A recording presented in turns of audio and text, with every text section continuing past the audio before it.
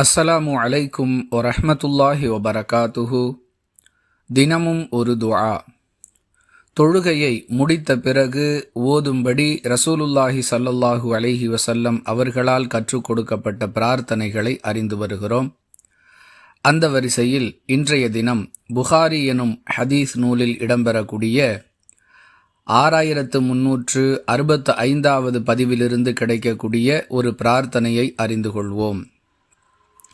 அல்லாஹும்ம இன்னி அஊது பிக மினல் ஜுபுனி வ அஊது பிக மினல் புஹ்லி வ அஊது பிக அன் உரத்த இலா அர்தலில் உமுரி வ அஊது பிக மின் ஃபித்னதி துன்யா வ அஊது பிக மின் அதாபில் கபுர்.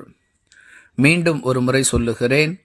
அல்லாஹும்ம இன்னி அஊது பிக மினல் ஜுபுனி وأعوذ بك من البخل وأعوذ بك أن أرد إلى أرذل الأمور وأعوذ بك من فتنة الدنيا وأعوذ بك من عذاب القبر.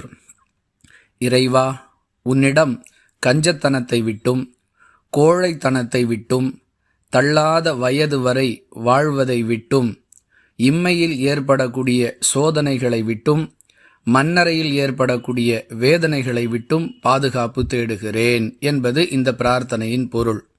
இதை மனனம் செய்து தொழுகையை முடித்த பிறகு ஓதி வருவோம், நன்மையை பெறுவோம். வாஹிரு தஅவானா அனில் ஹம்துலில்லாஹி ரப்பில் ஆலமீன். அஸ்ஸலாமு அலைக்கும் வரஹ்மத்துல்லாஹி வபரகாத்துஹு.